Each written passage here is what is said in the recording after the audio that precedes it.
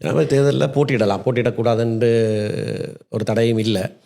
ஆனால் நாடு முழுவதும் ஒரு தொகுதியாக இயங்கி ஒரு தேர்தல் நடக்கிற போது மக்கள் அதில் வாக்களிக்கல. அதில் வெல்லக்கூடியவர்களுக்கு தான் வாக்களிப்பார்கள்.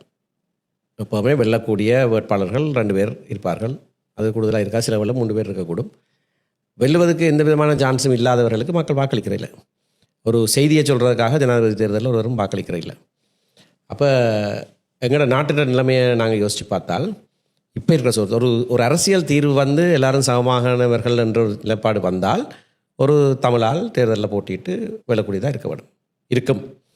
ஆனால் இப்பொழுது ஒரு தமிழ் வேட்பாளர் போட்டியிட்டால் சிங்கள மக்கள் எவரும் அவருக்கு வாக்களிக்க போகிறதில்லை. அது ஒரு துரதிர்ஷ்டவசமான ஒரு சூழ்நிலை. ஆனால் அதான் யதார்த்த நிலை. சிங்கள மக்கள் ஒருவரும் தமிழ் வேட்பாளருக்கு வாக்களிக்க மாட்டார்கள் என்று சொன்னால் அந்த வேட்பாளர் வெல்றதுக்கான சான்ஸே இல்லை.